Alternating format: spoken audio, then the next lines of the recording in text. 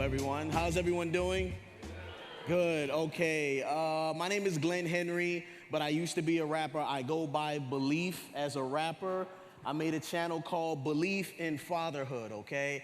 Now, before we get into this, I want to make sure this is a safe space for me because I'm going to tell you a very vulnerable story. Is this a safe space? Judgment-free zone, right? Okay, let's see. I'm gonna just tell you what happened, okay? Oh, here it is. Every generation is trying to do better than the generation before them. My grandfather's father was mean. He was a very aggravating man. I remember my grandfather, he's from Barbados. He told this story about this goat. He had this goat and he loved this goat. I don't know what the big thing is about goats, but he loved this goat. This goat was amazing. His father ended up selling the goat for money. He was so hurt by that, he vowed never in his life, ever, to take something that his kids loved away from them. He also eventually cheated on my grandmother. My father still meets siblings of his till this day that he never knew existed. My father vowed never to cheat on his wife. But my father wasn't a very present man. He provided, he loved his wife well, but we weren't close. I don't think he ever knew how much I needed him around, how much I needed him there, around, and present. I vowed as a child that if I ever had kids, I'd be there, I'd be around, and be present. How many parents we got in the house? Shout out to all y'all. Who's watching y'all kids right now? We need to get a babysitting circuit going on around here. Who does not have kids? Okay, shout out to y'all. So I vowed to always be there, always be around, always be present. My wife and I met in 2007. I started dating her in 2009. We got married in 2010, right? Now, she knew I was a rapper. You know, she was a school teacher. She had no problem with that. But a few years later down the road, she's like, so how long are you gonna rap for? And I was like, excuse me. I'm good at rapping, first of all. And I never said it was gonna be a time limit on this thing, but she knew that we needed to make a certain amount of money living in San Diego, California. Is anyone familiar about the housing rate out there? It's a little high. So she was like, you know, how long is this gonna happen? And I was like, I don't know.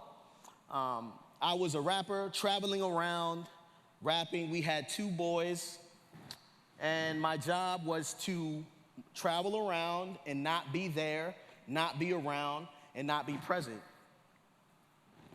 My kids didn't like that very much, but my wife was a G. She told me the truth.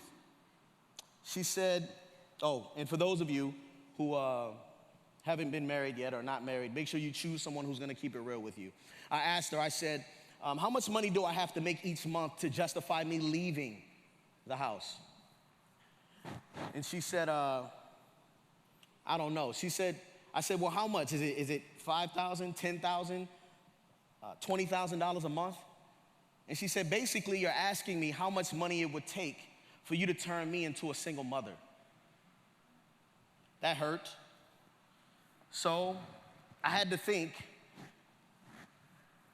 was it really worth it for me to go around the country, travel around in all these different places, and rap, inspire people? Now, I love doing it, I was good at it, but the issue was, I realized that the people I was on stage, like showing love to and supporting, they were getting inspired, but the biggest stage I'd ever stand on is in front of my children. Even in my living room. Those are the people I have the most effect on. So I decided to cut back the rapping. I became a stay-at-home father, and we had a lot of fun during those days. My wife asked me another question, and she's a good one. She's always asking me stuff that irritates me, but she challenges me. And she said, one night we were laying in bed. It was like 11 o'clock. She goes, babe, tell me a bedtime story. I'm like, it's 11 o'clock. I'm trying to go to sleep too. And she's like, well, tell me your 5-year plan. And I was like, 5-year plan? I don't know, whatever God has for us. And she was like, I trust you with my family and my future, and you don't have 5 years planned out? Rolled over and went to sleep. Now, I can't sleep, okay? I'm sitting there kind of shaking. I'm feeling weird, you know what I'm saying? Like, I'm having daydreams about her leaving me. Like, I don't know what's going on. Why would she say that? Like, it's so late at night, I couldn't sleep. So I get up, I go to the computer, and I'm like, what's a 5-year plan? How do I, 5 years.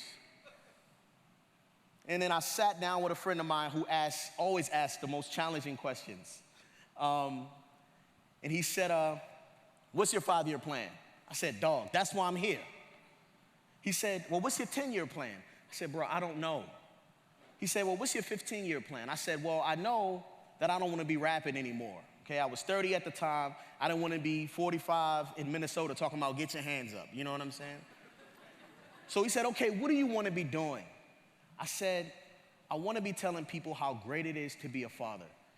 He said, oh, okay. Who do you want to be speaking to? I was like, well, right now they're kids, about 15 years old. He was like, okay, well, where are they? I was like, they're in school. He said, no, where's their attention?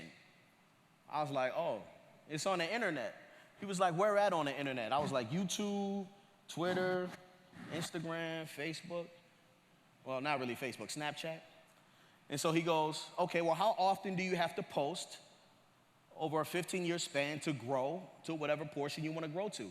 So I looked it up. We just looked up the blogs, and he said, okay, well, if you follow this plan in 15 years, you should be able to accomplish the things you want to do. Okay. 2 years later, well, actually 6 months later, I started my YouTube channel, Beleaf and Fatherhood. Can we get some volume on that, please?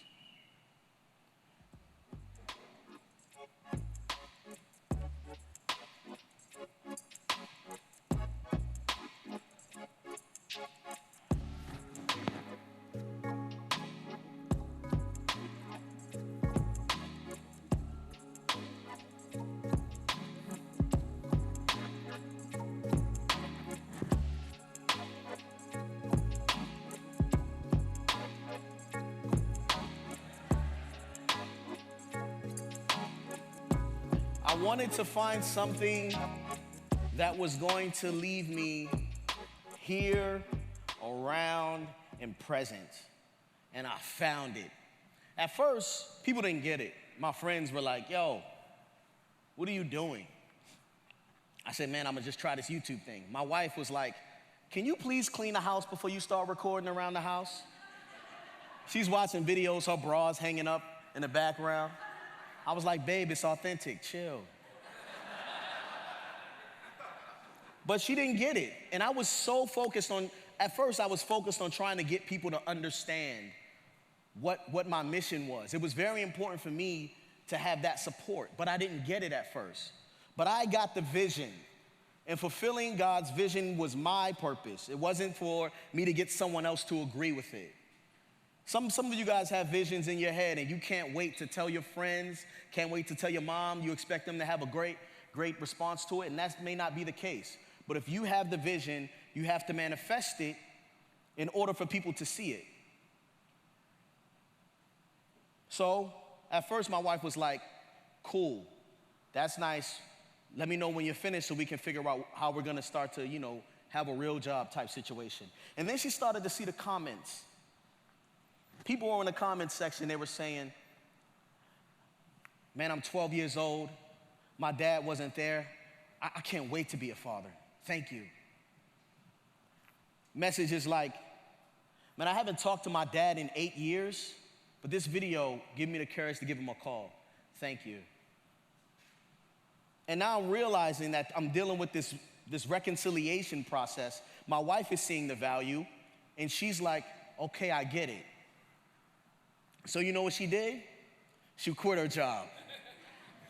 She quit her job, like the job that was funding us. She's a math teacher, and I'm a YouTuber. I was making like $1,700 a month. That wasn't enough. Not at all. But I put my pedal to the floor, and I worked really hard, and I got to a point of where we were sustaining ourselves. Things were going great. I found out what I really wanted to do. Before, I would come home from work, and she'd say, hey, babe, how was your day? And I'd say, please don't ask me. I don't want to talk or think about that place until I have to be there again. But every day was like a new thing for me. I had this infatuation with productivity. It was amazing, and I felt like I had so much worth and purpose. So I'm killing it. I think I'm doing great. And then my son pulls me to the side. And he says, hey, he says this. You should do something. What should I do? You should not work. I should not work. But you only can work to get some money. You always work to get some money for kids and for adults. And now, guess what? What? You have to get a lot of time with your family. I have to get a lot of what? You have to play with a lot of time with your family. I have to play with my family? Yes. So what do you have to say? I'm not done. Okay. So my son was telling me, you're not spending enough time with your family. That's my oldest son. He's in the back. He's 6 years old. At the time, he was 5. He's the oldest male in the house after me. He decided that it was his responsibility to hold his father accountable and say, you're not playing with us like you used to. You're not around as much as you should be. You're working too much. You're only focused on money. But for me, I was killing it. My wife had accumulated, and my wife and I had accumulated about $34,000 in school loans. And so my goal for that year was to pay off the school loans. And we did that year. Last year we paid off all our, and I think I'm killing it, but I have my son coming to me and saying, bro, you're totally dropping the ball. Now, if I was a kid and I came up to my dad and I said, hey, let me tell you something. You ain't spending enough time with me, partner. That would probably have been my last words. Because we weren't able to communicate to our parents that way. But I'm so proud that my son was able to understand that his opinion is valued and I will listen to him. So after having this conversation with my son, I had to kind of think about this myth, work-life balance. Everyone talks about it. It's supposed to be this thing that at 34 years old, I'm supposed to figure this out right now. Mind you, I have 4 kids, I have a new career, I have family, I have all these other things going on, but I'm supposed to be balanced. And I feel like it's this challenge that never gets met. Do any of you guys feel pressured to have work-life balance? Some of you? Yeah. Work-life balance is difficult because these two opposing forces are supposed to work in harmony, and you need work to survive. Somebody has to work. You know, someone has to provide for what's happening, and in life is always going on. And balance is this weird thing. It's like watching a baby take its first steps. Balance implies that first you have to be off balance in order to get on balance. So at first you're unstable, so you have to figure out how to get better with the stability. And it takes a while. And it's frustrating. I always get frustrated when people tell me to have more balance, even though it's necessary. It takes a lot of discipline. And I'm not there yet. But it's different when you have a family. My wife gave birth to our daughter in 2017. It's fire, right? It's fire experience. Haven't had a kid have one, it's dope. Check it. So we have this home birth. Everything is amazing. She is, the birds are chirping through the window. The sun is peeking through. Music is blasting loud. My wife is, and I'm watching my wife go through this experience, and it totally puts things in perspective for me. She becomes the hero, I'm the sidekick. My wife is a hero. Amazing, amazing woman. She gives birth to our daughter. I'm there for it. I got to help. I got to be there. I got to tag along and cheer her on. I watched my son, Uriah, the second oldest, hold her and say, Mommy, you're okay, Mommy, through her contractions. It was the most amazing thing ever. And I said, I will never miss a moment like this ever again in my life. I will always be here, always be around, always be present. Then we got pregnant again, you know what I'm saying? Because that's what you do when you like each other. You make babies. So, about to be a family of 4. Everything's going great. We're getting commercials. We were in a Disney commercial. We were in a Pampers commercial with John Legend. I'm in other commercials, right? And so here's one of them. I'm just gonna show this real quick. We see you, Dad, doing the work daily of shaping and protecting not only your own children, but the children in your community.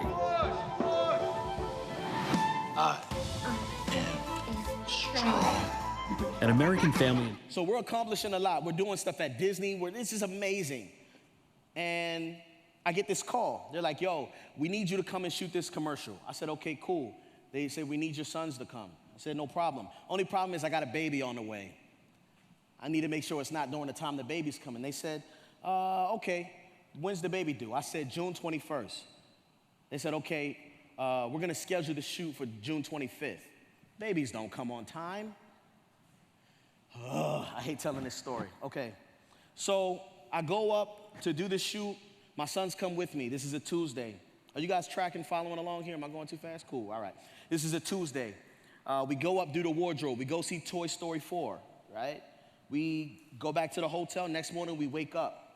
We have a call time at 6:45, and I get this call. My wife, babe, oh no, please not now. Please tell me not now.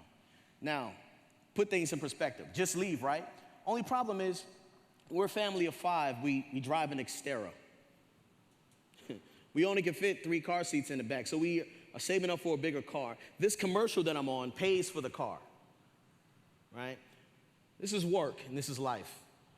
Somewhere in there I'm supposed to balance.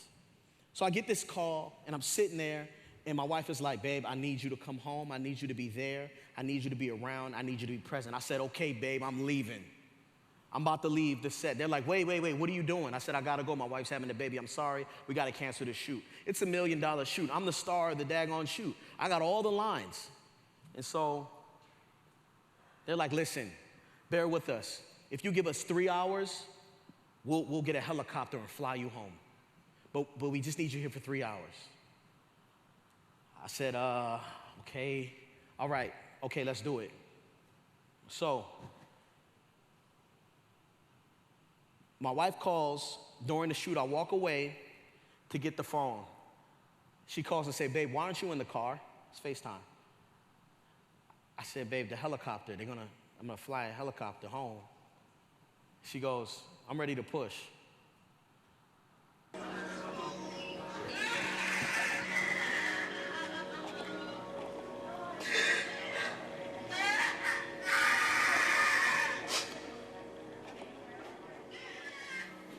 And I just was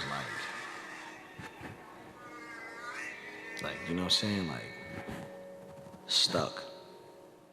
Yvette's like having, she's like pushing. She's pushing. And so like, I'm having this moment where I'm watching my wife give birth or push, and I'm so far away. And at that moment, I felt like a failure. Like I felt like I chose money over my family. In that moment, I swear it was one of the worst moments in my life because I missed the very thing I'm supposed to be here for. I felt like a coward. I chose money over my family, and I missed my daughter cheering my wife on.